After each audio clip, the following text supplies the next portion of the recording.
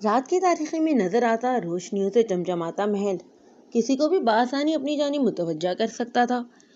باہر سے اس محل کی خوبصورتی دیکھنے والے ہر شخص کو اندر جانے کی چاہ ضرور ہوتی تھی، لیکن اگر کوئی شخص اس کے اندر کا حال جان جاتا تو کبھی یہ چاہ نہیں کرتا۔ مجھے معاف کر دو ڈرل، اس لڑکی کو بالوں سے گھسیٹتے ہوئے محل کی پچھلے حصے کی جانب لے جا رہا تھا، اور اس کی قید میں روتی ہوئی وہ لڑکی بندھے ہاتھوں کے باعث کچھ کر بھی نہیں پا رہی تھی۔ وہ چیخنا چاہتی تھی، لیکن سامنے کھڑے ظالم درندے کو وہ اچھے سے جانتی تھی۔ اس کی چیخ سنتے ہی وہ اس کی زبان کاٹنے میں ہرگز وقت نہیں لگاتا، اور یہی بات اسے چیخنے سے روک رہی تھی۔ روشنی غائب ہوتی جا رہی تھی، کیونکہ جس طرف وہ اسے لے کر جا رہا تھا وہاں صرف اندھیرے کا راج تھا۔ مجھے معاف کر دو، اس کی فریاد سنتے ہوئے وہ جھک کر اس کے سامنے بیٹھا۔ جانتی ہو میرا نام ڈرل ہے، جس کا مطلب ہے موت۔ آج تک جو بھی میرے پاس آیا وہ زندہ بچ کر نہیں گیا، تو میں تمہیں کیسے جانے دوں؟ ڈرل کی آواز پر اس لڑکی کو اپنی روح فنا ہوتی محسوس ہوئی۔ مجھے معاف کر دو، میں آئندہ تمہارے پاس بھٹکوں گی بھی نہیں۔ میری نظر میں معافی کا مطلب صرف موت ہے۔ جانتی ہو میں لڑکیوں کو ہاتھ نہیں لگاتا، اور تم جیسی لڑکیوں کو تو بالکل بھی نہیں۔ تمہاری قسمت اچھی ہے، کیونکہ میرے بدلے کا یہ کام کوئی اور کرتا ہے وہ آج یہاں نہیں ہے۔ اسے کھڑے ہوتے دیکھ کر لڑکی نے سکون بھری سانس لی تھی۔ مجھے ضروری کام سے جانا ہے، تم پہلے ہی میرا وقت بہت لے چکی ہو، اور اب تمہاری وجہ سے میں مزید اپنا وقت برباد نہیں کر سکتا۔ اسے بالوں سے پکڑ کر وہ کھینچتے ہوئے ایک بڑے سے پنجرے کی طرف لے گیا، اور اس پنجرے کو کھول کر لڑکی کو جھٹکے سے اندر کی طرف پھینک دیا تھا۔ ڈرل مجھے نکالو یہاں سے، میں تمہیں سب بتا دوں گی۔ مجھے کس نے بھیجا تھا تمہارے پاس؟ میں ہر کام میں تمہاری مدد کروں گی، بس مجھے یہاں سے باہر نکالو۔ تائی زبان میں وہ جتنا روانی سے بول سکتی تھی وہ اپنی بات کہہ رہی تھی، جب اندھیرے میں اچانک کسی جانور کی گھراہٹ سنتی وہ ایک دم سے چلتی اس کی زبان رکی تھی۔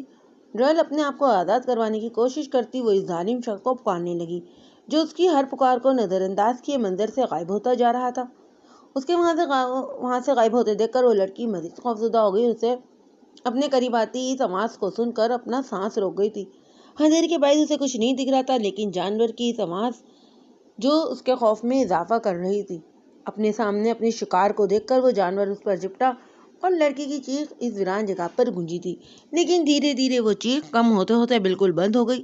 خاموشی کا راج پھر سے چھا گیا، بالکل ایسے ہی جیسے وہاں کبھی کوئی انسان تھا ہی نہیں۔ ریڈ اور بلو کلر کی لائف جیکٹ کے ساتھ بلو کلر کا ہی گھٹنوں تک آتا شرٹ پہنے وہ تیزی سے جیٹ اسکی چلانے میں مصروف تھا، لیکن اس مصروفیت کے باعث بھی وہ اس بات سے بخوبی واقف تھا کہ آس پاس کے کئی لوگوں کی وہ نگاہوں کا مرکز بنا ہوا ہے۔ اس کی سحر انگیز شخصیت کئی لوگوں کو اس کی جانب کھینچتی تھی، اور کچھ اس کی پرسنالٹی دیکھ کر اس کے قریب جاتے تو کچھ اس کے کام کی نوعیت جان کر۔ لیکن اس وقت وہاں موجود لڑکیوں کی نظروں کا مرکز تو بس اس کے وجود پر ہی تھا۔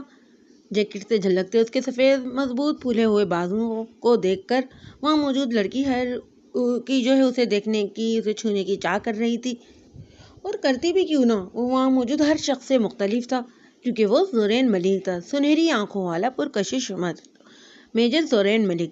اپنے کپڑے تبدیل کر کے اپنے بیگ میں رکھا اپنا فون نکالا، اور میجر جنرل کی 3 مس کالز دیکھ کر اپنی لاپرواہی کو دیکھ کر خود کو کوسنے لگا۔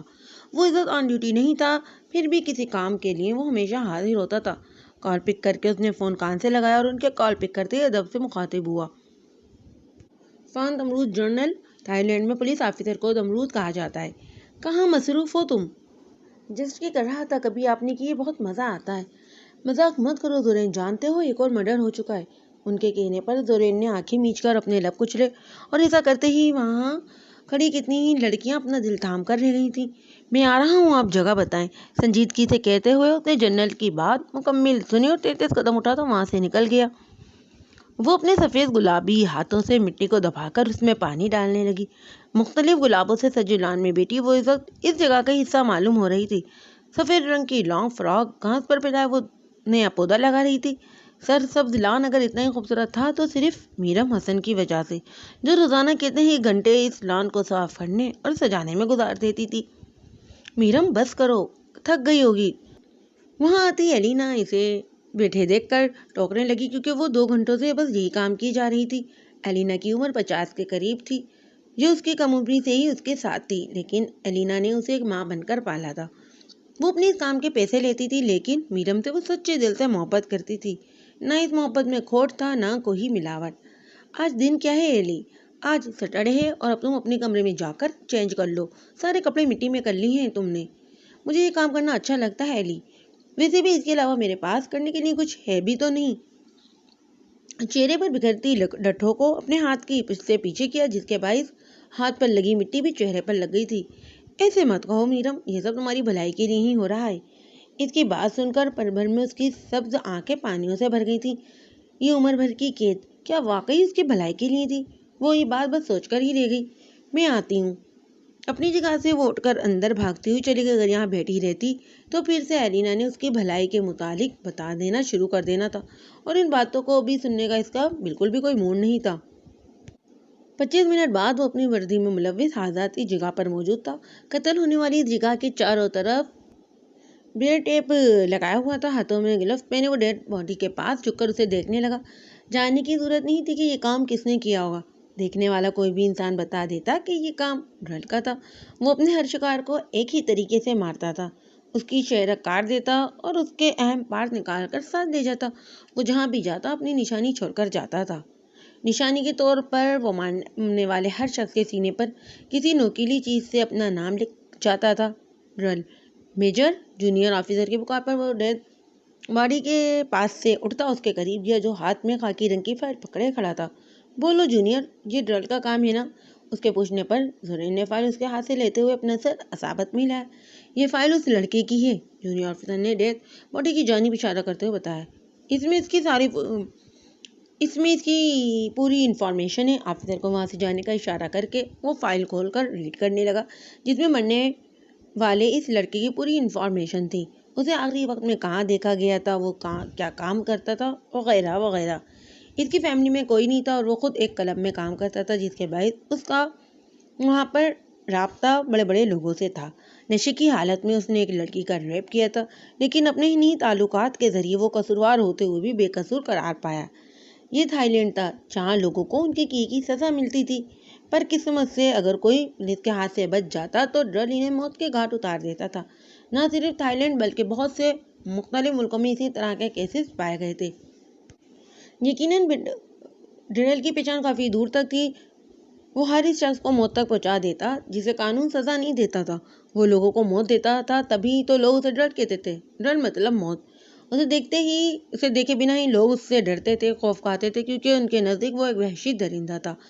लेकिन वहाँ हर किसी की सोच एक जैसी नहीं थी। किसी के लिए वो दरिंदा था तो किसी के लिए मददगार, जो मुजरिमों को उनके अंजाम तक पहुँचाता था। मेजर जोरेन, मामला कहाँ तक पहुँचा? मेजर जनरल के आते ही वो फाइल बंद करके उसने हाथ पेशानी तक ले जाकर सैल्यूट किया। मरने वाले की तमाम रिपोर्ट मिल चुकी है। उसने रेप किया था, लेकिन खुद को बेकसूर साबित करके बच गया। यकीनन इसीलिए डर ने उसका ये हाल कर दिया। और तुम्हारी तलाश कहाँ तक पहुंची? कोई सिरा मिला इस शैतान का? अभी तक तो नहीं। शायद तुम अपना काम ठीक से नहीं कर रहे हो मेजर। इतने सालों में तुम्हारा ये पहला केस है जो तुम अभी तक सॉल्व नहीं कर सके। तमरूज जनरल, मेरे ख्याल में इस केस के पीछे भागना बेकार है। ड्रल हमारे हाथ कभी नहीं लगेगा। वैसे भी आप खुद देखें, उसने आज तक जितने भी कत्ल किए हैं वो सभी मुजरिम और सजा के हकदार थे। तो क्या मेजर जोरेन ने अपने कदम पीछे हटा लिए? उन्होंने हंसते हुए हैरत से कहा। ऐसा पहली बार ही तो हुआ था कि जोरेन मलिक अपने किसी काम से इनकार कर रहा था, वरना आज तक इसने जिस केस में भी हाथ डाला था उसे सुलझाकर ही दम लिया था। वो कातिल तो है, और कातिल की सजा भी होगी जिसका वो हकदार होगा। जी बिल्कुल, ये आपने ठीक कहा। फिलहाल यहाँ पर अब हमारी ज़रूरत नहीं है। मैंने ऑफिसर को समझा दिया, जैसे ही कोई नई अपडेट मिलेगी वो मुझे बता देंगे। उसकी बात पर अपना सर हिलाते हुए वहाँ से जाने लगे, और उनके जाने पर वो खुद भी उनके पीछे पीछे चलने लगा। जब जनरल के अचानक कदम रुके। एक ज़रूरी बात बतानी थी मेजर। जी कहिए। आज सुबह ही ऐसा ही एक कत्ल इंडिया में भी हुआ है, और जनरल एक ही वक्त में दो जगह मौजूद नहीं हो सकता। आप कहना क्या चाहते हैं जनरल? माथे पर बर डाले ना समझी से उन्हें देखते हुए वो धीमे लहजे में गोया हुआ। ड्रल अकेला शख्स नहीं है, उसके साथ और भी लोग शामिल हैं। घर आकर उसने सबसे पहले अपना लिबास तब्दील किया। ब्लैक कलर की जीन्स के साथ ब्लैक हुडी पहनकर उसने हाथों के जरिए अपने बालों को संवारा और किचन की तरफ चला गया। उसने किचन फ्रिज खोल कर देखा और उसमें सुबह का रखा हुआ खाना निकाल कर बिना गर्म किए ऐसे ही खाने लगा। जल्दी जल्दी खाना खाता हुआ 5 मिनट में ही अपना खाना खत्म कर चुका था। बर्तन सिंक में रखकर वो अपने कमरे की तरफ गया और ब्रांडेड जूतों से भरी इस दराज को खोलकर अपने पहनने के लिए कोई भी जोड़ी तलाश करने लगा। इस वक्त वो अपने ज़रूरी काम से बाहर जा रहा था और ऐसे काम के लिए उसने अपने पास अपने मखसूस जूते रखे हुए थे, जिसे वो सिर्फ तभी पहनता था जब उसे अपनी दूसरी ड्यूटी पर जाना होता। चलो ज़ोरेन मलिक, तुम्हारी दूसरी ड्यूटी का टाइम अब शुरू हो चुका है। खुद से बड़बड़ाते हुए उसने तेज तेज कदम उठाए और अपार्टमेंट से बाहर निकल गया। सब वैसा ही हो रहा था जैसे उसने सोचा था। थोड़ी देर में उसे अपने पीछे किसी की मौजूदगी महसूस हो गई। इसे महसूस करके वो छोटे छोटे कदम उठाता मुस्कुराते हुए वीरान रास्ते की तरफ बढ़ गया। कुछ देर मजीद रास्ता तय करके उसने अपने कदम रोक दिए और अपनी सुनहरी आंखें उठाकर इर्द गिर्द देखने लगा। सड़क वीरान थी। सीसीटीवी जो इस सड़क पर लगे हुए थे उसका बंदोबस्त तो पहले से ही कर चुका था, इसलिए हर तरफ से वो बेफिक्र था। अगर तुम इस तरह मेरा पीछा करते रहोगे तो तुम्हें कुछ नहीं मिलेगा। सुरेन की रोबदार आवाज वीराने में गूंजी, जिसे सुनते ही छुपता छुपाता उसके पीछे चलता वो शख्स जल्दी से उसके करीब आया। कौन हो तुम? क्या चाहिए तुम्हें? वो कौन था और इसे क्या चाहिए था, ये बात सुरेन अच्छे से जानता था, लेकिन ये बात उस पर जाहिर नहीं करना चाहता था। आज सुबह जो कत्ल हुआ था, सामने खड़ा लड़का भी उसी से जुड़ा हुआ था और ज़ोरेन जानता था इस कत्ल के बायस डर के डर से वो इस काम में मुलविस दूसरा लड़का जो मोरगाय वारदात से भाग गया था जल्दी उनकी निगाह में आ जाएगा। मैं चाहता हूँ कि आप मुझे गिरफ्तार कर लें। मैं तुम्हें क्यों गिरफ्तार करने लगा? मेजर, आज सुबह जिस लड़के का कत्ल हुआ था इसमें मैं भी बराबर का शरीक हूँ, इसीलिए मैं चाहता हूँ कि आप मुझे गिरफ्तार कर लें। घबराया हुआ लड़का कुछ बातें था इस जुबान में तो कुछ अंग्रेजी जुबान में कह रहा था। ये बात करने की मुनासिब जगह नहीं है, मेरे साथ आओ। उसे अपने पीछे आने का इशारा करते हुए मजबूत कदम उठाता अपनी मंजिल की जानिब बढ़ने लगा, जहाँ थोड़ी देर बाद वो पहुंच भी गया। उस लड़के को अपने साथ लिए उस जगह में दाखिल हुआ और मजबूत दरवाजा आहिस्ता से बंद कर दिया। ये जगह महफूज है, अब तुम मुझे बताओ तुम्हें क्या कहना है। इस लड़के ने घबराते हुए अंधेरी जगह को देखा, जहाँ ऊपर की तरफ बनी वाहिद खिड़की से बाहर के जरिए आती हल्की सी रोशनी बस दो तरफा दीवार से होती हुई जमीन के कुछ हिस्सों पर पड़ रही थी। ये कौन सी जगह थी ये बात वो लड़का नहीं जानता था, लेकिन इत्मीनान था क्योंकि वो एक पुलिस ऑफिसर के साथ था। कुछ वक्त पहले एक लड़की के रेप की केस की खबर चली थी, जिसमें मैं भी शामिल था, लेकिन मैं पुलिस के वहां आते ही भाग गया। लेकिन दूसरा लड़का वहीं रह गया था जो कत्ल हुआ। इसे पुलिस ने पकड़ लिया, लेकिन वो बेकसूर साबित होकर बच गया। बच जाने पर डर ने उसे मार दिया। तुम बच गए थे तो फिर तुम खुद को क्यों गिरफ्तार करवाना चाहते हो? मैं मरना नहीं चाहता, मुझे जो सजा मिलेगी मैं सह लूंगा, लेकिन मैं भी जीना चाहता हूँ। मैं पुलिस स्टेशन आकर खुद को गिरफ्तार करवाना चाहता था, लेकिन डर था कि कहीं डर मुझे देख ना ले, इसलिए मैं आपका पीछा कर रहा था ताकि अंधेरे में सुनाई देती ज़ुरैन की आवाज़ पर वो बड़बड़ाते हुए जल्दी जल्दी अपनी बात मुकम्मिल करने लगा। बात मुकम्मिल करो। उसके अधूरे जुमले छोड़ने पर ज़ुरैन ने सख्त नज़रों से उसे घूरा। ताकि आप मुझे गिरफ्तार कर लें। तुम मौका वारदात से भाग गए थे, फिर लड़के से जानता होगा कि तुम इस गुनाह में शामिल थे। वो जानता है। आज सुबह उसने उसको मारने से पहले मुझे भी मारने की धमकी दी थी और मैं जानता हूँ डर की तरफ से ही थी। प्लीज़ मुझे बचा लें। तुम चाहे कितना ही क्यों ना भाग लो, डर की नज़रों से तो नहीं बच सकते। वहाँ पर सुनाई देती तीसरी आवाज़ के साथ ज़ुरैन का केका सुनते ही उसका हलक खुशक हुआ, क्योंकि उसके साथ कोई मजाक हुआ था। कपकपाते वजूद के साथ वो अंधेरी में कदम उठाता वापस भागने लगा। जब उसकी टक्कर चट्टानी वजूद से हुई, वो कौन था ये बात वो नहीं जानता था, लेकिन इतना ज़रूर था कि वो डरता इस अंधेरे में अगर वो इस शख्स का कोई हिस्सा देख पा रहा था तो वो सिर्फ इसकी सुरमई आंखें, क्योंकि खिड़की के बाहर आती वो चमचमाती रोशनी उसकी सुरमई आंखों से टकरा रही थी। अपनी मौत को अपने सामने देखकर वो टकते सांस के साथ दूसरी तरफ भागा, लेकिन एक बार फिर उसकी टक्कर दूसरी तरफ खड़े इस जोड़े वजूद से और वो दोबारा सीधा जमीन पर जा गिरा। उसने खौफजदा नजरों से इस शख्स को देखा और इस चमचमाती रोशनी में वो बस इस शख्स की आंखें ही देख सका, अनबर रंग की आंखें। उसने कुछ कहने के लिए लब खोले, लेकिन इससे पहले ही कोई चीज उसकी चेहरा को चीरती चली गई। उसके अल्फाज मुंह में ही रह गए। सफेद गुलाबी रंगों से सजा वो कमरा अपने मालकन की लाजवाब पसंद का मुंह बोलता सबूत था। इस कमरे की हर चीज ही महंगी और खूबसूरत थी। कमरे में रखे स्टडी टेबल पर उसकी डायरी खुली हुई थी और हवा के जोर से उसके सफ़े फड़फड़ाते हुए बेड पर सोई मीरम हसन को जगाने की एक छोटी सी नाकाम कोशिश कर रहे थे, लेकिन हर चीज से बेगाना होकर वो पुरसुकून अंदाज में टेडी बियर को साथ लगाए सो रही थी।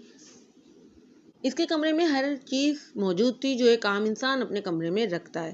اگر کچھ مختلف تھا تو بس اس کے بیڈ کے اوپر لگی دیوار پر لگی پینٹنگ جو اس نے خود اپنے ہاتھوں سے بنائی تھی۔ وہ پینٹنگ آنکھوں کی تھی، عنبر رنگ کی خوبصورت آنکھیں، کسی مرد کی بے انتہا خوبصورت آنکھیں۔ وہ مرد یقیناً حسین و جمیل ہوگا، لیکن یہ بات وہ صرف سوچتی تھی کیونکہ اس نے حقیقت میں کبھی اس شخص کو نہیں دیکھا تھا۔ وہ آنکھیں اس نے اپنے خواب میں دیکھی تھیں یا حقیقت میں، وہ اندازہ نہیں لگا پائی تھی۔ اگر کچھ یاد تھا تو بس اتنا کہ ان آنکھوں کو اس نے اپنے بچپن میں دیکھا تھا۔ حقیقت تھی یا خواب، یہ بات اسے آج تک نہیں پتہ چل سکی، لیکن اس کے بعد سے وہ خوبصورت آنکھیں روز اس کے خوابوں میں آتی تھیں۔ میرم اٹھ جاؤ بھائی، صبح ہو گئی ہے۔ اس کے سرہانے بیٹھی ایلینا نے اس کے سر پر ہاتھ پھیرتی اسے اٹھانے لگی اور روز کی طرح اس کے ایک دو بار پکارنے پر ہی وہ نیند سے جاگ گئی۔ اٹھ کر کرنا بھی کیا ہے ایلی؟ آنکھیں مسلتے ہوئے بیڈ سے ٹیک لگا کر بیٹھی وہ ایک خوبصورت گھر میں رہتی تھی جہاں اسے دنیا کی ہر چیز بن کے ہی مل جاتی تھی۔ بس ایک چیز تھی جو اسے آج تک نہیں ملی، آزادی۔ مصروفیت کے لیے یہاں بہت کچھ تھا، لیکن اسے بس آزادی چاہیے تھی، اور اسے امید تھی جیسے رمل کو آزادی مل گئی تھی ایک دن اسے بھی مل جائے گی۔ گھر میں قید رہنے کی وجہ سے اسے ہمیشہ یہی بات بتائی گئی تھی کہ اس کے باپ کے بہت سارے دشمن ہیں، جن سے بچانے کے لیے اس نے اپنی بیٹی کو اس گھر میں قید رکھا ہوا ہے، کیونکہ یہاں وہ ہر طرح سے محفوظ ہے۔ لیکن بچپن سے اسکول سے لے کر پڑھائی کے آخری دن تک گارڈ کی ایک فوج ہمیشہ اس کے ساتھ رہی تھی۔ وہ آج تک کسی ٹرپ پر بھی نہیں گئی تھی کیونکہ اجازت جو نہیں تھی۔ اسے باہر جا کر صرف پڑھائی کرنے کی اجازت تھی، اور جیسے ہی پڑھائی ختم ہوئی اس کا باہر نکلنا بھی بند ہو گیا۔ تھائی لینڈ میں رہتے ہوئے اس نے آج تک اس ملک کو ٹھیک سے نہیں دیکھا تھا کیونکہ اتنا وقت ہی نہیں ملا تھا۔ اسے مہینے میں صرف ایک بار باہر جانے کی اجازت تھی۔ وہ دن اس کا اپنا ہوتا تھا جس میں وہ چاہے کچھ بھی کر سکتی تھی، اور میرم حسن کو اس دن کا بے چینی سے انتظار رہتا تھا۔ اس دن کے آنے سے پہلے وہ ڈھیر ساری چیزیں، گھومنے کی جگہیں اپنے لیے دیکھ لیتی تاکہ جیسے ہی وہ اس کا پسندیدہ دن آئے وہ بنا لمحہ ضائع کیے زندگی کے حسین سفر پر نکل جائے۔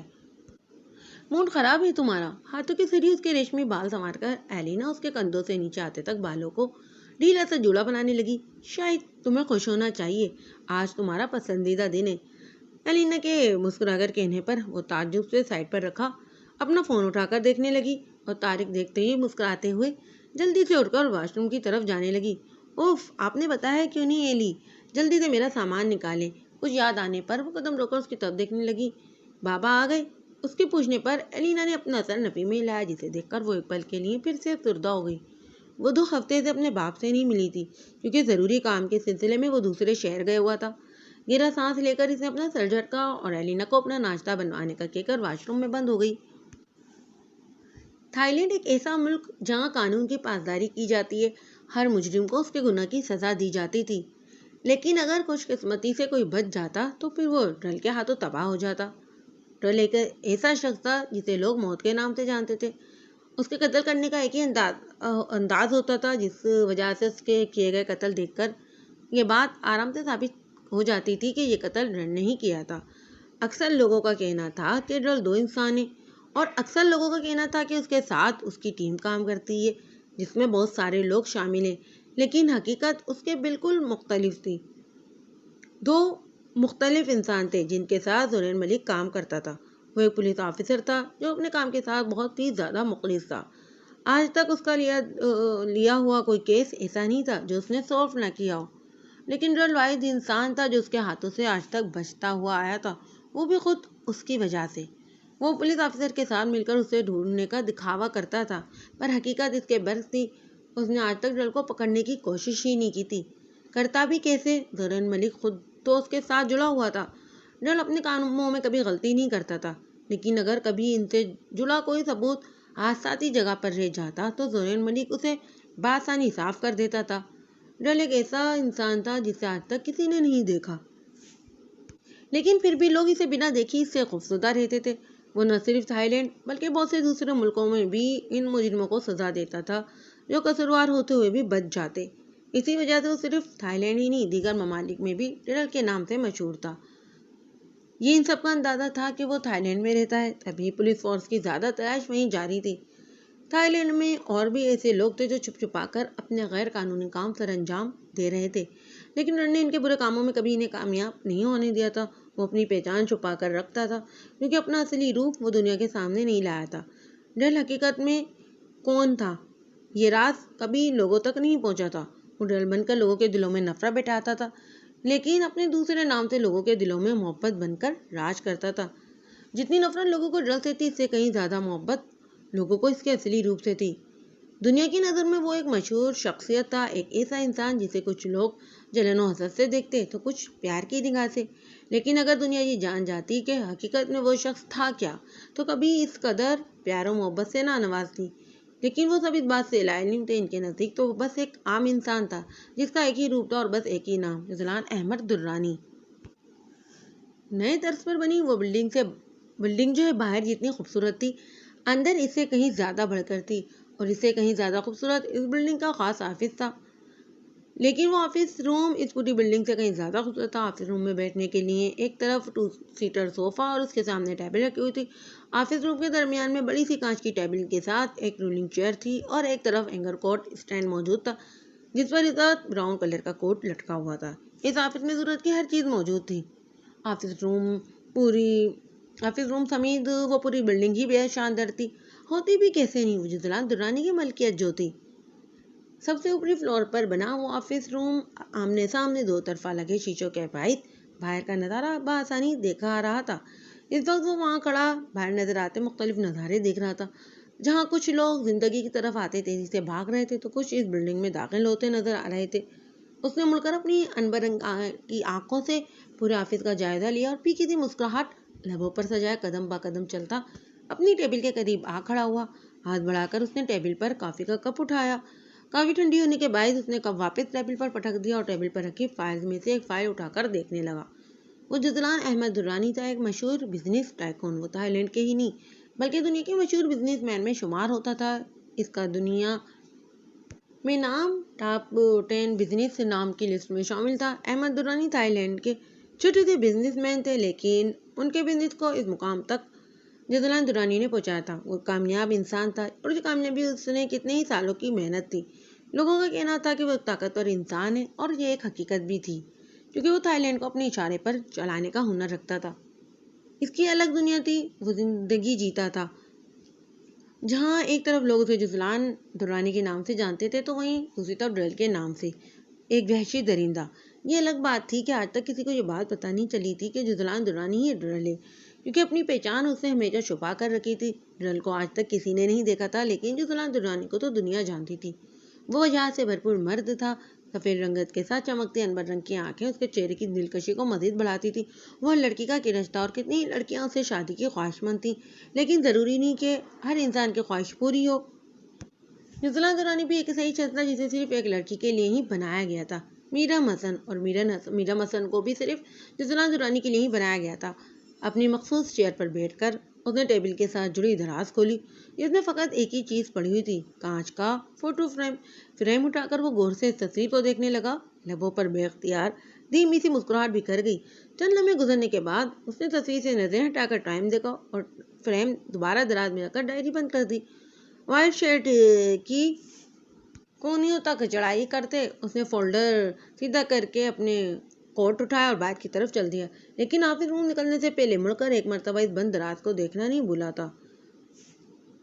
वो दराज जिसमें एक तस्वीर शुदा फ्रेम था, वो फ्रेम जिसमें एक लड़की की तस्वीर थी, और वो लड़की जिसका नाम अनाइजा दुर्रानी था। पेट तक आती व्हाइट कलर की शर्ट के साथ पैरों को छूता रेड स्कर्ट पहने वो गाड़ी में बैठी मुस्कुराते हुए बाहर नजर आते जानवरों को भी देख रही थी। और मीरम हसन की सब आंखों में गुजरते पल के साथ इश्तियाक बढ़ता ही जा रहा था। वो पहली बार इस जगह पर आई थी और पहली बार ही ये सब चीजें देख रही थी, इसलिए चेहरे के एक्सप्रेशन गुजरते पल के साथ बदलते जा रहे थे। वो इस वक्त थाईलैंड में बने सफारी वर्ल्ड के सफारी पार्क में मौजूद थी, जहाँ ड्राइवर तुरु के जरिए वहाँ मौजूद जानवरों की नुमाइश की जाती थी। कुछ अपने करीब तो कुछ दूर नजर आते जानवरों को देखकर वो एक लम्हे के लिए खौफजुदा हो जाती, लेकिन फिर खुद को महफूज पाकर वापिस इन सबको देखने में मगन हो जाती। बाहर आते मंजरों को देखते हुए वो इस बात से अनजान थी कि वहाँ बैठा बिल खामोशी से उसकी कितनी तस्वीरें बनाकर अपने कमरे में समा चुका था। हादसाती जगह पर पहुंचकर उसने कपड़े से ढकी डेड बॉडी देखी और वहां दूर खड़े जनरल के पास गया। ان کے قریب جا کر اس نے سلیوٹ کیا اور جواب ملتے ہی اپنا ہاتھ نیچے گرا لیا۔ اس مہینے میں یہ تیسرا قتل ہے میجر، اور یہ کوئی چھوٹی بات نہیں ہے۔ اگر اسی طرح سے چلتا رہا تو لوگ ڈرنا شروع ہو جائیں گے، ہم پر سے ان کا اعتبار اٹھ جائے گا۔ میں جانتا ہوں اور میں اپنی پوری کوشش کر رہا ہوں ڈیرل کو ڈھونڈنے کی، لیکن افسوس ابھی تک میری کوشش کامیاب نہیں ہو سکی۔ اس نے نگاہیں موڑ کر ڈیتھ باڈی کی طرف دیکھا اور لب بھیج کر واپس انہیں دیکھنے لگا۔ اب اپنے جنرل کو کیا بتاتا کہ ہر بار کی طرح اس قتل میں بھی وہ برابر کا حصے دار تھا۔ میجر، اگر تم یہ کیس سولو نہیں کر پا رہے ہو تو مجھے صاف صاف بتا سکتے ہو، ہم اسے کسی اور کے ہاتھوں سونپ دیتے ہیں۔ کیا آپ کو میری قابلیت پر شک ہے؟ ہرگز نہیں۔ تو پھر مجھے کچھ وقت دیں۔ اس کی بات سمجھ کر جنرل نے اپنا سر اصابت میں لایا اور اس سے اہم باتیں بتا کر وہاں سے چلے گئے۔ ان کے جانے کے بعد زورین نے گہرا سانس ہوا کے سب کیا اور اپنی پاکٹ میں ہاتھ ڈالتے ہوئے اپنے قریب کھڑے آفیسر سے باقی کی معلومات لینے لگا۔ پیلس ہمیشہ کی طرح روشنیوں سے چمک رہا تھا، لیکن اس کی خاموشی بھی ہمیشہ کی طرح برقرار تھی۔ اس پورے پیلس میں اگر تھوڑی بہت ہلچل کہیں مچی ہوئی تھی تو وہ جم روم تھا، جہاں بیٹا وہ شخص اپنی ایکسرسائز کرنے میں مصروف تھا۔ بلیک ٹراؤزر اور بلیک کلر کا ویسٹ پہنے وہ پلب بار استعمال کرتا ہاتھوں کے ذریعے اوپر نیچے ہو رہا تھا، جس کے باعث پھولے ہوئے مضبوط مسلس نمایاں ہو رہے تھے۔ اس کے پسینے سے شرابور وجود اور پسینے سے بھیگتے بال اس بات کی گواہی دے رہے تھے کہ وہ کافی دیر سے اس کام میں مشغول تھا۔ اس کے سفید جسم پر بہتا پسینہ اس کی دلکشی کو مزید نکھار رہا تھا۔ ایکسرسائز پوری کرتے ہی اس نے ایک طرف رکھا ٹاول اٹھایا اور اپنا پسینے سے بھیگا جسم صاف کرنے لگا، جبکہ اس پورے وقت میں اس کے چہرے پر صرف سنجیدگی بھرا تاثر ہی رہا تھا۔ چہرے کے ساتھ ساتھ اس کی سرمئی آنکھیں بھی ہمیشہ کی طرح سنجیدہ تھیں اور پیشانی پر ہم وقت رہنے والے بل بھی نمودار تھے۔ زورین ملک کا کہنا تھا کہ اس کے بھائی کا ہنسی سے دور دور تک کا کوئی واسطہ نہیں تھا، اور یہ بات بالکل درست تھی۔ آریز ملک وہ انسان تھا جس کی مسکراہٹ مشکل سے ہی دیکھنے کو ملتی تھی۔ آج تک کسی نے اسے کیکا لگاتے ہوئے نہیں دیکھا تھا، اور بات اگر کی جائے مسکرانے کی تو وہ بہت کم مسکراتا تھا، اور جب کبھی غلطی سے مسکرا جاتا تو جلدی اس کی مسکراہٹ سمٹ بھی جاتی تھی۔ بقول زورین ملک کے آریز ملک اگر کبھی مسکراتا تھا تو ایسے مسکراتا جیسے اسے مسکرانے کے پیسے دینے پڑ جائیں گے، اور زیادہ مسکرانے سے کہیں زیادہ پیسے نہ دینے پڑ جائیں۔ کیا حال ہے بگ بھی؟ اگر اس کا کمرہ خالی تھا تو اس نے جم روم میں ہی ہونا تھا، اس لیے کمرے میں اس کی غیر موجودگی پا کر وہ جم روم میں ہی آیا تھا اور اندازے کے مطابق آریز وہیں موجود تھا۔ جواب تو دے دیں، خیریت ہی دریافت کر رہا ہوں، کون سا آئی لو یو کہہ کر اس کا جواب مانگ رہا ہوں۔ ہر وقت اتنے غصے میں کیوں رہتے ہیں آپ؟ کیا چاہیے تمہیں زورین؟ اس کی فضول باتیں سن کر آریز نے ٹاول غصے سے دور پھینکا۔ مسکراہٹ چاہیے مجھے آپ کے چہرے پر۔ کہتے ہیں کہ مسکرانے سے صحت پر اچھا تاثر پڑتا ہے، لیکن شاید آپ اس بات سے لاعلم تھے، اس لیے سوچا آپ کو بتا دوں، کیونکہ جہاں تک مجھے یاد پڑتا ہے آپ آخری بار تب مسکرائے تھے جب میں زورین ملک کے ساتھ میجر زورین ملک بن گیا تھا، جس کی پاکٹ میں ہاتھ ڈالے وہ اسے چند سال پہلے گزری بات یاد کرتے ہوئے بتا رہا تھا۔ میرے پیلس کے بیک سائڈ پر ایک لڑکی کا ات کھایا ہوا وجود ملا ہے، ذرا مجھے بتا سکتے ہو یہ کس کا کام ہے؟ یقیناً یہ کام دورانی صاحب نے ہی کیا ہوگا، آپ کو پتا ہے نا وہ لڑکیوں کو ہاتھ لگانا پسند نہیں کرتے، اس لیے ہمارے بیچارے پالتو کتے کے آگے اس لڑکی کو ڈال دیا ہوگا۔ آس پاس بڑی چیزوں کو چھوتا وہ بڑی اطمینان سے بتا رہا تھا، جسے یہاں کسی کے قتل کی نہیں بلکہ موسموں کے حال کی بات ہو رہی ہو۔ تم نے اپنا موبائل نہیں دیکھا زورین؟ روز ہی دیکھتا ہوں، کیا آج کچھ خاص ہے؟ منشیات سے بھرا ٹرک دوسرے ملک روانہ کیا جا رہا ہے، یقیناً تم اس بات سے لاعلم تھے۔ خیر، میں تمہارے پاس اس جگہ کا ایڈریس بھیج چکا ہوں، جا کر دیکھ لو۔ بھیجنے کے بجائے خود چلے جاتے یا پھر سیدھے طریقے سے مجھے بتا دیتے۔ پل میں اس کا انداز بدل گیا، اس کا مزاج ہی کچھ ایسا ہی تھا، اپنے کام کے معاملے میں وہ لاپرواہی برداشت نہیں کرتا تھا۔ میری غلطی نہیں ہے، تمہیں کافی سر ہو، تمہیں ہمیشہ خبردار رہنا چاہیے۔ لاپرواہی سے کندھے اچکاتا وہ جم روم سے نکل گیا۔ اس کے نکلتے ہی زورین بھی تیز تیز قدم اٹھاتا اپنے کمرے میں آ گیا اور اپنا موبائل اٹھا کر بھاگنے کے انداز میں پہلے سے باہر چلا گیا۔ بالوں کا ڈھیلا جولا بنائے، ایک ہاتھ میں پلیٹ پکڑے، وہ دوسرے ہاتھ اسے بڑی مہارت سے بورڈ پر رنگ بکھیرتے چلی گئی۔ فراغت کے وقت میں یہ اس کا پسندیدہ کام تھا۔ اس پورے کمرے میں مختلف پینٹنگز بنی ہوئی تھی، کچھ حسن کی، کچھ اس کی اپنی تصاویر تو کچھ ایلینا کی۔ اس کے علاوہ بھی کمرے میں مختلف پینٹنگز لگی ہوئی تھیں، جن میں سب سے زیادہ کی گئی پینٹنگز مردانہ آنکھوں کی تھی۔ وہی آنکھیں جو اس کے خوابوں میں آتی تھیں اس وقت بھی تیزی سے چلتے ہوئے ہاتھ خوبصورت عنبر رنگ کی آنکھوں کو سجا رہے تھے۔ آپ ہیں کون؟ اگر حقیقت ہے تو میرے سامنے آئے، اور اگر صرف خواب کا حصہ ہے تو پھر مجھے اس طرح سے ستانا بند کر دیں۔ پینٹنگ مکمل کرتے ہی وہ ان آنکھوں کو دیکھتے ہوئے دھیمے لہجے میں کہنے لگی۔ برش اور پلیٹ ایک طرف رکھ کر اس نے پینٹ لگانے کے بعد اپنے مختلف رنگوں سے سجے ہاتھوں کو دیکھا، اور ہاتھوں کے ساتھ ساتھ چند قطرے کپڑوں پر بھی گر چکے تھے، لیکن یہاں پرواہ کسے تھی؟ ایک نظر پینٹنگ کو دیکھتے ہوئے دھیمی سی مسکراہٹ لبوں پر سجائے وہاں سے اٹھ کر اپنے کمرے میں آ گئی، جہاں بیٹی ایلینا اس کا کمرہ صاف کر رہی تھی۔ گھر میں بہت سے ملازم موجود تھے، لیکن اس کا ہر کام ایلینا ہی کرتی تھی۔ تم نے بتایا نہیں میرم، کل کا دن کیسا گزرا؟ کس کس جگہ پر گئی تھی تم؟ جب میں واپس آئی تب آپ اپنے روم میں سو رہی تھیں، اس لیے بتانے کا موقع ہی نہیں ملا۔ باقی کل کا دن بہت خوبصورت رہا، لیکن ایک چیز مجھے بڑی ہی پریشان کر رہی تھی۔ چہرے پر الجھن بکھرے وہ اپنے ہاتھ آپس میں مسلنے لگی۔ کیا چیز پریشان کر رہی تھی؟ گارڈ تمہارے ساتھ ہی تو تھے، کوئی بات تھی تو تم نے ان سے کیوں نہیں کہی؟ دراصل میں خود نہیں جانتی کہ میں جو محسوس کر رہی ہوں وہ حقیقت تھی یا میرا وہم۔ مجھے بار بار ایسا لگ رہا تھا کہ کوئی میرا پیچھا کر رہا ہے، لیکن میں جب بھی مڑ کر دیکھتی تو بھیڑ میں مجھے صرف اپنے آپ میں مگن مصروف لوگ نظر آتے، جس کی وجہ سے مجھے یہ بات صرف اپنا وہم ہی لگی۔ اس کے نزدیک یہ کوئی بڑی بات نہیں تھی، لیکن اگر یہ بات حسن کو پتہ چل جاتی تو جو اسے تھوڑی بہت آزادی ملی ہوئی تھی وہ بھی بند ہو جانی تھی۔ اس کی بات پر ایلینا نے بس اپنا سر ہولے سے ہلا دیا۔ وہ پریشان تو ضرور ہوئی تھی، لیکن یہ بات وہ حسن کو بتا کر میرم کی یہ آزادی، واحد آزادی، بند نہیں کر سکتی تھی۔ میں انتظار کر رہی تھی کہ تم خود بات کرو گی، لیکن تم نے کچھ کہا ہی نہیں۔ کیا بات کرنی تھی مجھے؟ اپنے کپڑے نکالتے ہوئے ناسمجھی سے اس کی طرف دیکھتی ہوئی پوچھنے لگی۔ شاید تم بھول گئی ہو کہ آج تمہارا برتھ ڈے ہے۔ اس کے مسکرا کر کہنے پر میرم نے آج کی تاریخ دیکھی۔ آج اس کی سالگرہ تھی، 23ویں سالگرہ، اور وہ اپنا اتنا خاص دن بھول گئی۔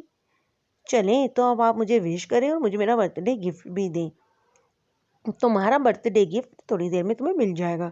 ویسے گفٹ کیا ہے؟ تمہارے فادر آ رہے ہیں۔ ایلینا کی بات سنتے ہی اس کے چہرے پر خوشی سے بھرپور تاثرات چھا گئے۔ بابا آ رہے ہیں؟ کب آ رہے ہیں وہ؟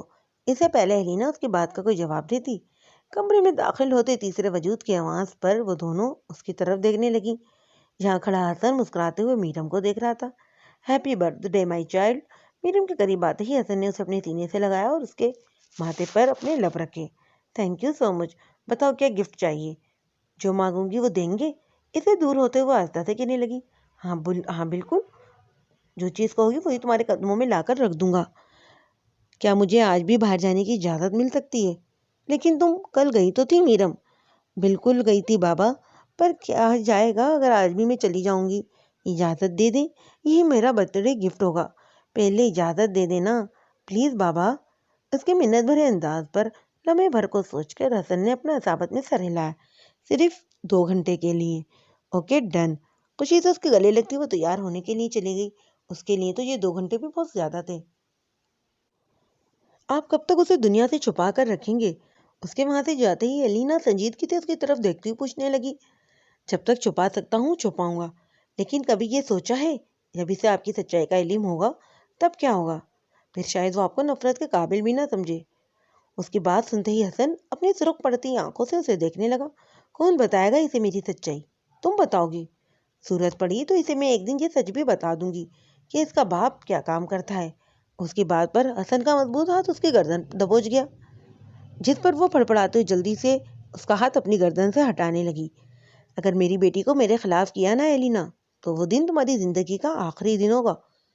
اسے جھٹکے سے چھوڑ کر وہ اپنا کوٹ درست کرتا لمبے لمبے ڈگ بھرتا کمرے سے چلا گیا۔ البتہ ذہن میں تو خود اس کے بھی ہمیشہ کی طرح یہ سوال ضرور آیا تھا کہ اگر میرم کو اس کی سچائی کا علم ہو گیا تو پھر کیا ہوگا؟ باہر پھیلے اجالے کے باعث بھی اس کھنڈر نما جگہ پر روشنی نہ ہونے کے برابر تھی۔ جتنی خاموشی سے ہو سکتا تھا وہ اپنا کام کر رہے تھے۔ آج منشیات سے بھرے اس ٹرک کو یہاں سے روانہ کرنا تھا، وہ بھی بنا کسی غلطی کے، کیونکہ اس معاملے میں ایک بار غلطی پر انہیں اس بار بات سے معافی نہیں مل سکتی تھی۔ لیکن اب اگر دوبارہ کوئی گڑبڑ ہوئی تو ان کے خیر نہیں۔ وہاں موجود ول بڑی خاموشی سے جلدی سارے کام کروا رہا تھا۔ ڈر تھا کہ کہیں پولیس کو ان کے اس کام کی خبر نہ ہو جائے اور اس کا یہ ڈر سچ ثابت ہوا، کیونکہ تھوڑی دیر میں پولیس فورس وہاں پہنچ چکی تھی۔ پولیس کے آتے ہی ہر طرف بھگدڑ مچ گئی۔ چند لوگ تو بچ کر اس جگہ سے بھاگ چکے تھے، لیکن باقی بچے ہوئے لوگ اور منشیات کا سامان پولیس کے ہاتھ لگ چکا تھا۔ واصف، ہمارا سامان اور کچھ لوگ پولیس کے ہاتھ لگ چکے ہیں، اور مجھے لگتا ہے کہ یہ سب ڈیرل کی وجہ سے ہوا ہے۔ وہاں سے بھاگ کر وہ سیدھا واصف کے پاس آیا تھا۔ اسے پتا تھا کہ یہ بات سن کر واصف خوش تو بالکل نہیں ہوگا، لیکن یہ بات اس سے چھپا بھی نہیں سکتا تھا۔ ڈیرل ہے وہ کوئی جن نہیں جو ہر جگہ پہنچ جائے گا۔ تم لوگ اپنا کام ٹھیک سے نہیں کرتے ہو۔ ول کی بات سنتے ہوئے غصے سے دھاڑتے ہوئے کہنے لگی، آپ فکر مت کریں، میں اگلی بار بہت ہی احتیاط سے کروں گا، بس ایک اور موقع دے دیں۔ اس کے دھاڑنے پر وہ جلدی سے کہنے لگا، نہیں، اب یہ کام تم نہیں کرو گے۔ ڈیرل یا پولیس کی نظروں سے بچ کر اگر کوئی کام یہ کر سکتا ہے تو وہ حسن ہے، اس لیے اب میرا یہ کام حسن کرے گا۔ آپ جانتے ہیں نا، حسن کسی کا کام نہیں کرتا، چاہے اس کے سامنے کتنی ہی بڑی قیمت کیوں نہ رکھ دی جائے۔ اسے صرف اپنے کام سے مطلب ہے اور وہ وہی کرتا ہے، بس ایک یہی مسئلہ ہے۔ اس کے بعد سنتے ہی ول کے چہرے پر اس کے چہرے پر چھائی پریشانی جھٹ سے مسکراہٹ میں تبدیل ہوئی۔ اس نے مسکراتے ہوئے اپنے کندھے پر لٹکا بیگ اس کے سامنے رکھا۔ میں نے آپ کے اس مسئلے کا حل ڈھونڈ لیا ہے۔ کیا؟ وہ ناسمجھی سے حیرت کے تاثرات سجائے چہرے پر پوچھنے لگا۔ ہر انسان کی کوئی نہ کوئی کمزوری ہوتی ہے، حسن کی بھی کوئی کمزوری ہوگی، بس یہی جاننے کے لیے میں کافی وقت سے اس کا تعاقب کر رہا تھا اور مجھے اس کی کمزوری مل گئی۔ اس کی ایک بیٹی ہے جسے آج تک کسی نے نہیں دیکھا۔ کیا بکواس کر رہے ہو؟ حسن کا صرف ایک بیٹا تھا جو سالوں پہلے مر چکا ہے۔ جی بالکل، بیٹا تھا، لیکن ساتھ ہی اس کی ایک بیٹی بھی ہے۔ اس کا پر اعتماد انداز دیکھ کر واصف چونکا۔ یقیناً وہ کچھ بہت بڑا جانتا تھا، تبھی تو اتنے اعتماد سے اس کے سامنے بات کر رہا تھا۔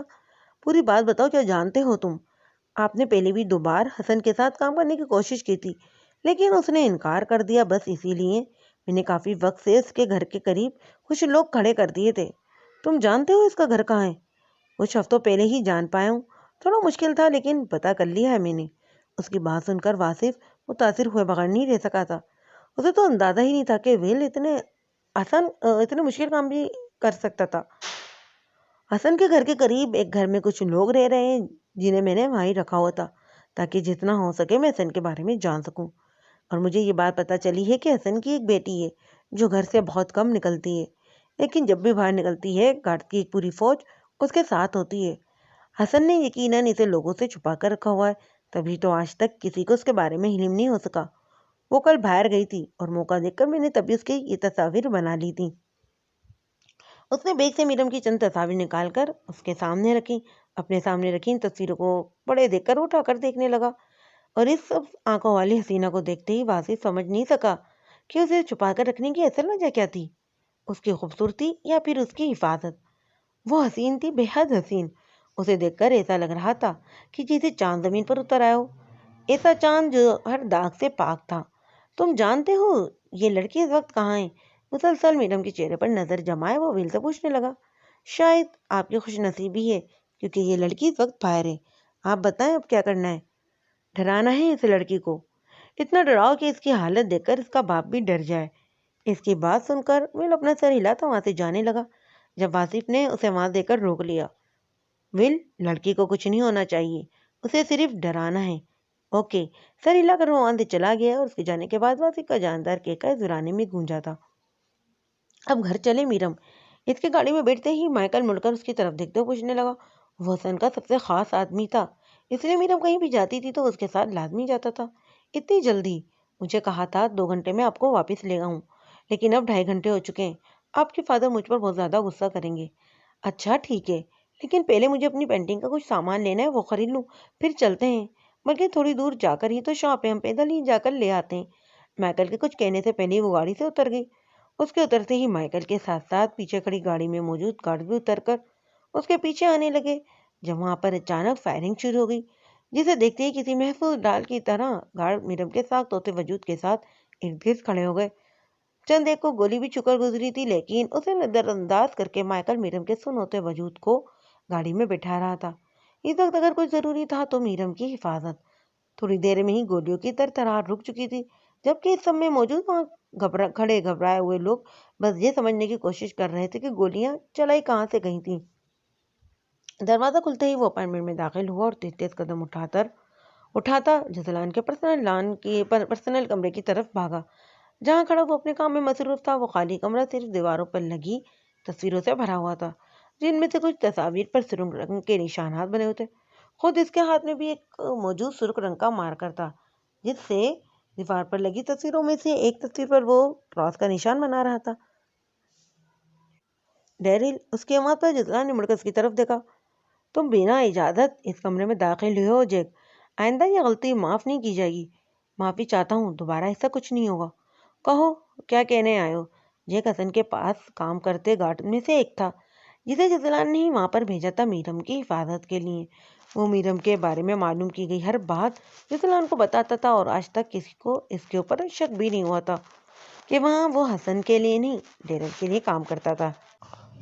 ڈیرل کے گرد رہنے والے کچھ ہی شخص جانتے تھے کہ مشہور شخصیت جزلان درانی ہی ڈیرل ہے، اور انہی میں سے ایک جیک بھی شامل تھا۔ لیکن یہ بات کبھی اس نے کسی سے نہیں کہی تھی، کیونکہ وہ ڈیرل کا وفادار تھا۔ مس میرم آج باہر گئی تھیں، اور جہاں وہ گئی تھیں وہاں پر اچانک ہی فائرنگ شروع ہو گئی، جو ان کے لیے ہی کی گئی تھی۔ جیک کی بات سنتے ہی ہاتھ میں پکڑے مارکر پر اس کی گرفت سخت ہوئی، اتنی سخت کہ وہ اس کے ہاتھوں کی سخت پڑتی گرفت میں ہی چکنا چور ہو کر رہ گیا تھا۔ میرم ٹھیک ہے؟ جی وہ ٹھیک ہے۔ یہ کس کا کام ہے؟ واصف کا کام ہے، میں نے وہاں پر ول کو دیکھ لیا تھا۔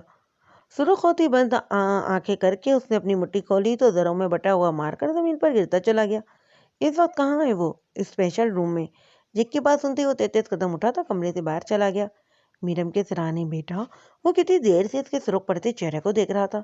اپنے پرسنل ڈاکٹر کو بلا کر وہ اس کا چیک اپ کروا چکا تھا۔ آج ہوئے حادثے کے باعث وہ اس قدر خوفزدہ ہو چکی تھی کہ گھر واپس آتے آتے اس کی حالت خراب ہوتی بگڑ چکی تھی۔ دوائیوں کے زیر اثر وہ پرسکون سو رہی تھی، لیکن حسن اس کا سکون اٹھ چکا تھا۔ اس نے آج تک میرم کو اپنے کام کی خبر نہیں ہونے دی تھی۔ برائی کا ایسا کوئی کام نہیں تھا جس میں حسن کا نام شامل نہ ہو۔ سالوں سے چلتے اس کام میں وہ اس قدر ماہر ہو چکا تھا کہ پولیس بھی اسے آج تک نہیں پکڑ پائی تھی۔ ایک ڈیرل تھا جو اس کے کام خراب کر دیتا تھا، لیکن اکثر اوقات وہ اس سے بھی بچ جاتا۔ میرم کو اتنا آج تک لوگوں کی نظروں سے چھپا کر رکھا تھا۔ اس کے جاننے والا کوئی شخص یہ بات نہیں جانتا تھا کہ حسن کی ایک بیٹی بھی ہے، لیکن اب جان گیا تھا۔ واصف کی نظر اس پر پڑ گئی تھی، اور اسی چیز نے اس کا سکون برباد کر کے رکھ دیا تھا۔ اپنے بجتے فون کو دیکھ کر اس نے ایک نظر سوئی ہوئی میرم پر ڈالی، اور وہاں پر بیٹی ایلینا کو اس کا خیال رکھنے کی تاکید کرتا باہر آ گیا۔ ہیلو حسن، کال پک کرتے ہی واصف کی ہنسی اس کے کانوں میں پڑی تھی۔ کیا چاہیے تمہیں؟ اپنا غصہ ضبط کرتے ہوئے اس نے بے مشکل الفاظ ادا کیے۔ تمہاری بیٹی کی خبر لینی تھی، ویسے بہت ہی خوبصورت ہے۔ اب تک کہاں چھپا کر رکھا تھا یہ چاند؟ میری بیٹی کے بارے میں ایک لفظ بھی کہا تو تمہاری زبان کھینچ لوں گا میں۔ حسن کی غزیلی آواز پر دوسری جانب موجود شخص کا کیکا لگا۔ نہیں کہہ رہا اس حسن پری کے بارے میں کچھ؟ کیا چاہیے تمہیں؟ میں چاہتا ہوں تم میرا مال ڈیرل اور پولیس کی نظر سے بچا کر اس کی جگہ تک پہنچاؤ۔ تم جانتے ہو میں کسی کا کام نہیں کرتا، حسن صرف اپنی مرضی کا مالک ہے۔ حسن تم میری بات نہیں ڈال سکتے۔ آج تمہاری بیٹی میرے وار سے بچ گئی، لیکن ضروری نہیں ہر بار بچ جائے۔ میرے آدمی تمہارے قریب ہی ہیں، تمہاری ہر حرکت پر میری نظر ہے، اس لیے بنا کوئی تماشا کیے میرے کام کی حامی بن لو، ورنہ کمزوری تو تمہاری اب میرے ہاتھ لگ ہی چکی ہے، اور تم جانتے ہو میں اسے تمہارے سامنے سے لے جانے کا ہنر رکھتا ہوں۔ سخت لہجے میں اپنی بات کہہ کر اس نے کال کاٹ دی، اور حسن غصے سے اپنی مٹھیاں ہی بیچ کر رہ گیا۔ اسی دن سے تو وہ ڈرتا تھا، اور آج اس کا ڈر اس کے سامنے کھڑا ہو گیا تھا۔ اس نے آنکھیں کھولتے دیکھ کر پاس بیٹی ایلینا اس کے مزید قریب ہوئی۔ تم ٹھیک ہو نا میرم؟ ایلینا کی بات اس کے کانوں میں پڑتے اس نے عصبت میں سر ہلایا۔ گزرا لمحہ پھر سے ذہن کے پردوں پر اجاگر ہونے لگا، جسے یاد کرتے ہی وہ ایلینا کے قریب ہوتی اس کی گود میں اپنا سر رکھ کر لیٹ گئی۔ میرم سب ٹھیک ہے، وہ بس ایک حادثہ تھا، اسے برا خواب سمجھ کر بھول جاؤ۔ آج سمجھ آ رہا ہے کہ بابا مجھے باہر کیوں نہیں جانے دیتے۔ وہ ٹھیک کہتے تھے، ایلی مجھے باہر نہیں جانا چاہیے۔ باہر کے لوگ اچھے نہیں ہوتے، باہر کی دنیا اچھی نہیں ہوتی، بس ایک یہی جگہ اچھی ہے، اور یہاں کے لوگ اچھے ہیں۔ اس کی بات پر ایلینا بس گہرا سانس بھر کرے گی۔ کاش وہ اسے بتا سکتی کہ اس کا باپ جسے وہ ایک اچھا انسان سمجھتی تھی در حقیقت کیسا تھا۔ میں بھی تو باہر کی دنیا سے ہی آئی ہوں، تو کیا میں بری ہوں میرم؟ نہیں، آپ تو بہت اچھی ہو، بالکل میری طرح ایسے بہت سے لوگ ہیں جو اچھے ہیں۔ یہ دنیا اچھے اور برے لوگوں سے بھری پڑی ہے میرم، اگر کبھی زندگی برے لوگوں سے ملاتی ہے تو پھر اچھے لوگوں کو بھی سامنے لے کر آتی ہے۔ اس کے بالوں کو سلاتے ہوئے وہ نرم لہجے میں اس کی غلط فہمی دور کرنے کی کوشش کر رہی تھی جو آج ہوئے حادثے سے اس کے دل و دماغ میں بیٹھ چکی تھی۔ وہ میرم حسن تھی جس نے آج تک نہ تو دنیا ٹھیک سے دیکھی تھی اور نہ ہی دنیا کے لوگوں کو ٹھیک سے جانا تھا۔ اسے لگتا تھا کہ باہر کے لوگ ایسے بھی اچھے اور محبت کرنے والے ہوتے ہیں جیسے اس کے قریب کے موجود لوگ تھے، لیکن آج ہوئے اس واقعے نے اس کی بات کو غلط ثابت کر دیا تھا اور ایلینا اسے بس یہ بات سمجھانا چاہ رہی تھی کہ اس دنیا میں ہر انسان ایک جیسا نہیں ہوتا۔ میڈم تو پہلے ہی اس جگہ پر قید تھی اور اگر یہی سب اس کے ذہن میں چلتا رہا تو اس نے پھر مزید اس جگہ میں خود کو قید کر لینا تھا، اور یہ ایلینا بالکل نہیں چاہتی تھی۔